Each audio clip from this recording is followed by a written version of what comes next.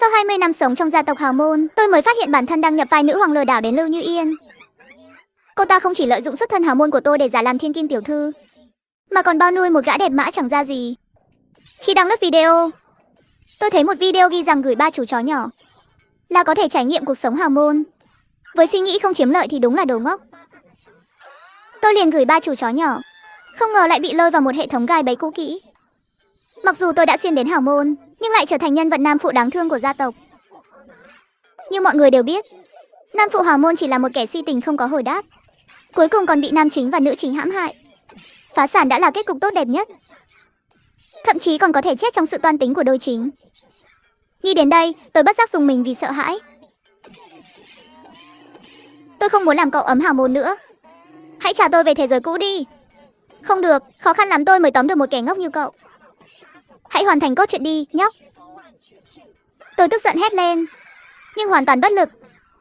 Tuy nhiên, nghĩ đi nghĩ lại, tôi cũng dần thấy nhẹ nhõm. Chết tiệt, giờ tôi là cậu ấm nhà giàu rồi.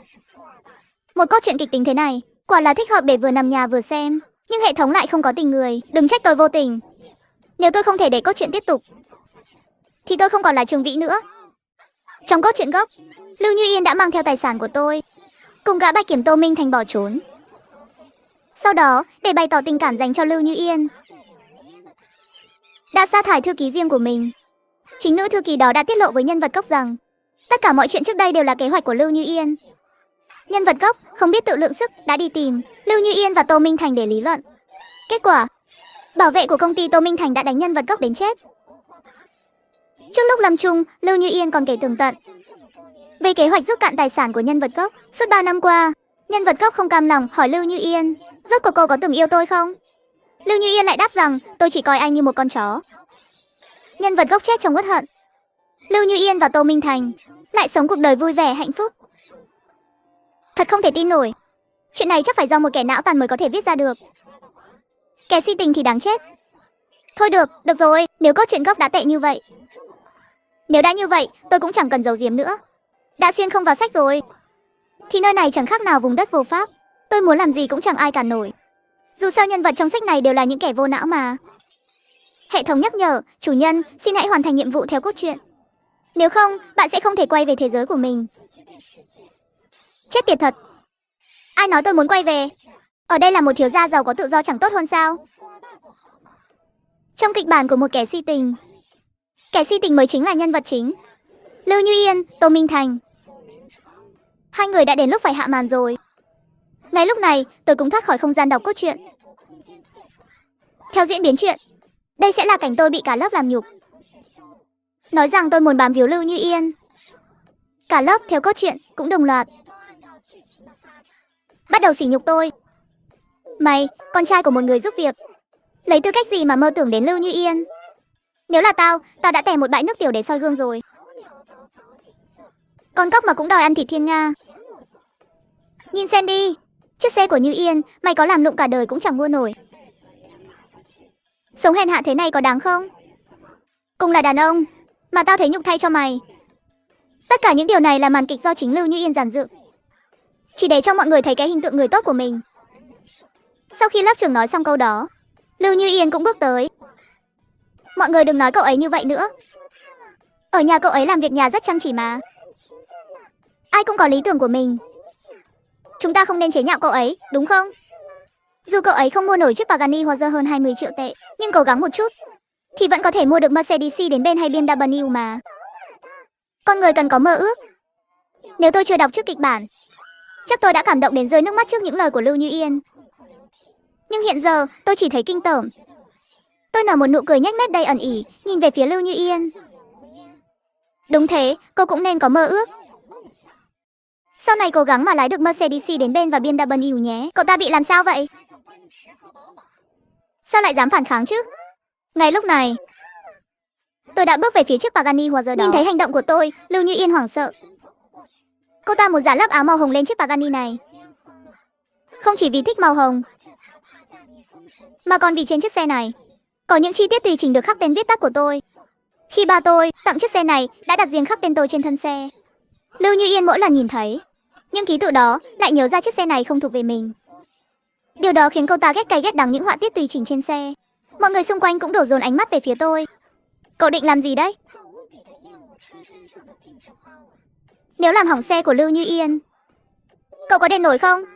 Cho dù mẹ cậu có làm người giúp việc 100 năm, cũng không đủ tiền đền đâu.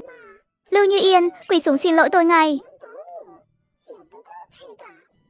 Tôi có thể suy nghĩ đến việc không kiện cô. Nếu không, tôi sẽ thuê luật sư kiện cô tội phỉ báng. Trương Hy Lâm, cậu đừng quá đáng. Đúng vậy, sao Lưu Như Yên phải quỳ trước cậu chứ? Cậu chỉ là con của một người giúp việc, cậu xứng sao? Phỉ báng cậu cái gì chứ? Lưu Như Yên yêu quý chiếc xe này như vậy, mà cậu lại lấy xe ra để đe dọa cô ấy. Nếu làm hỏng, cậu cũng phải đền thôi. Tôi chẳng buồn nói nhiều, liền đưa tay ra tìm chiếc chìa khóa. Tôi trực tiếp đưa tay tìm chìa khóa xe. Lưu Như Yên lao tới định ngăn cản tôi. Tôi tát mạnh vào mặt cô ta một cái. Cút! Cậu dám đánh tôi? Trương Hy Lâm, cậu phát điên gì vậy? Chẳng phải cậu thích tôi sao? Chỉ cần cậu giúp tôi xử lý chuyện hôm nay, tôi sẽ làm bạn gái cậu. Cô thực sự nghĩ mình là tiểu thư đấy à? Tôi có tiền, muốn tìm kiểu phụ nữ nào chẳng được. Trước đây mê cô, đúng là tôi não có vấn đề. Bây giờ, tôi không còn là con chó liếm chân ngoan ngoãn để cô sai khiến nữa đâu. Lưu Như Yên như thể bị rút hết sức lực. Tôi nắm lấy một góc lớp áo xe, kéo mạnh ra. Soạt! Lớp áo màu hồng bị xẻ rách, lộ ra phần thân xe trắng tinh bên dưới. Ôi trời, cậu ta thực sự dám xé lớp áo xe này. Dù chỉ là lớp áo xe, nhưng cũng chẳng phải thứ mà người bình thường có thể đền nổi. Đồ ngốc các người, mở mắt mà nhìn kỹ vào. Tôi lại mạnh tay, xé thêm một mảng lớn lớp áo xe. Chỉ vài động tác nhanh gọn, lớp màu hồng đã biến mất hoàn toàn. Chỉ còn lại một chiếc xe trắng muốt, với chữ Siegen trên đó. Nhìn chiếc xe, mọi người đều chết lặng. Nhưng chữ cái này có ý nghĩa gì? Tôi là Trương Hy Lâm, nhớ kỹ lấy tên tôi. Siegen chẳng phải là viết tắt của Trương Hy Lâm sao? Nhiều người đờ đẫn không hiểu chuyện gì, nhưng cũng có người nhanh chóng nhận ra đây chính là cố lật ngược tình thế. Tôi chắc chắn không phải con trai của một người giúp việc. Còn Lưu Như Yên có phải tiểu thư nhà giàu hay không, còn cần kiểm chứng thêm. Tôi ném một mảng lớn lớp áo hồng lên mặt Lưu Như Yên. Gu của cô tệ thật đấy. Màu hồng này khiến tôi buồn nôn. Cô nghĩ mình là cô gái ngây thơ trong sáng à? Tôi đứng đó tựa như một con chim ưng kiêu hãnh, tay nắm chắc chìa khóa xe. Tôi nhấn ga rời khỏi trường học. Lưu Như Yên nghiến chặt môi, trong lòng đầy sự căm phẫn đã lên đến đỉnh điểm. Để cứu vãn tình thế, cô ta nghiến răng gọi điện cho mẹ mình. Chẳng bao lâu sau, một chiếc máy bắc xuất hiện ở trường học. Lưu Như Yên nhìn quanh đám đông, đôi mắt đầy vẻ ấm ức, giọng nói nghẹn ngào. Chuyện hôm nay để sau tôi sẽ nói rõ với các bạn. Tôi đi trước đây. Cô cố gắng giữ vẻ thanh lịch khi bước lên chiếc máy bắc, vẫn cố duy trì hình tượng tiểu thư nhà giàu của mình. Nâng ly nào, các anh em à. Tôi không giả bộ nữa, tôi là thiếu gia nhà giàu thật đấy. Tôi rủ vài người bạn đi ăn tại một nhà hàng. Trước đây tiền tiêu vặt của tôi đều bị mẹ con Lưu Như Yên lấy hết với đủ lý do, khiến bạn cùng phòng đều nghĩ tôi là một kẻ nghèo rất mùng tơi. Bây giờ tôi quyết định sống thật với chính mình. Tất nhiên, phải xây dựng lại mối quan hệ với các anh em, nhất là khi tôi gặp khó khăn. Những người này đã giúp tôi không ít. Nghe tôi nói vậy, bạn cùng phòng tưởng tôi uống say. Này Tiểu Ngũ, chắc cậu ấm ức quá lâu nên nói năng linh tinh rồi. Không sao, anh em sẽ không để cậu đói đâu. Sau này muốn ăn gì cứ nói một tiếng. Bữa này bọn tôi sẽ chia đều, cậu không cần trả tiền. Tôi bật cười, bảo họ lấy điện thoại ra. Mấy người bạn nhăn mặt nhưng vẫn mở ứng dụng thanh toán. Tôi chuyển cho mỗi người 200 phẩy không tệ. Các ông thấy chưa, tôi có tiền thật đấy. Hồi đó là tôi ngu, để mẹ con Lưu Như Yên lừa hết tiền. Trời ơi, cậu thật sự giàu thế sao? Khoan đã, không phải Lưu Như Yên là tiểu thư nhà giàu à? Sao cô ta lại đi lừa tiền cậu? Mẹ cậu không phải là giúp việc nhà cô ấy sao? Không lẽ số tiền này cậu trộm từ nhà cô ấy? Trả đi, chúng tôi không muốn cậu ngồi tù đâu. Các ông diễn hoài. Mẹ của Lưu Như Yên mới là giúp việc nhà tôi. Chuyện này để sau hãy nói, uống rượu đi. Chưa kịp nâng ly, nhóm Love đã gửi tin nhắn. Họ thấy ảnh tôi lái chiếc Pagani Huayra. Trời ơi, Pagani Huayra, cậu dám lừa chúng tôi thảm vậy sao? Nhưng sau bức ảnh còn có một fan PowerPoint Là bài tự kiểm điểm của Lưu Như Yên.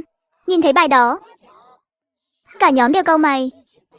Người anh cả trong nhóm đập bàn nói lớn. Họ nhìn thấy tấm ảnh tôi đăng lái chiếc Pagani Huayra. Lại một tiếng hét kinh ngạc vang lên. Chà, Pagani Huayra. Cậu lừa chúng tôi thảm quá đấy, chúng tôi khổ vì cậu mà. Nhưng đằng sau bức ảnh lại có một fan PowerPoint. Trong đó là lời tố cáo của Lưu Như Yên. Nhìn những dòng chữ ấy, các bạn cùng phòng tôi nhíu mày. Người anh cả đập bàn tức giận. Chết tiệt, tôi không tin. Lão Ngũ không phải người như vậy. Họ mở fan PowerPoint ra. Thì ra đó là tài liệu phản công của Lưu Như Yên. Trong đó, Lưu Như Yên dùng giọng điệu hèn mọn để tố cáo tội ác của tôi. Cô ta nói mẹ cô ta và ba tôi mới là vợ chồng hợp pháp. Chỉ vì gia đình tôi quyền thế. Mẹ cô ta chỉ sinh được một người con gái nên đã bị ruồng bỏ. Còn mẹ tôi, kẻ thứ ba, lại được lên làm chính thất vì sinh được con trai. Chuyện sinh con trai đã giúp bà ta thắng thế. Vụ việc càng ngày càng ầm ĩ. Thông tin của tôi cũng bị lộ ra. Nhiều người trên mạng không ngừng công kích tôi. Tôi không bận tâm đến những lời đồn đoán đó. Lưu Như Yên muốn chiếm lấy sự đồng cảm. Muốn phản công thì cô ta buộc phải giữ hình tượng thiên kim tiểu thư nhà giàu.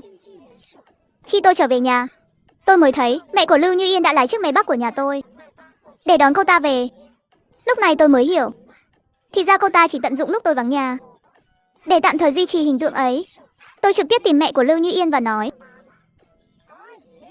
cô đã bị sa thải rồi.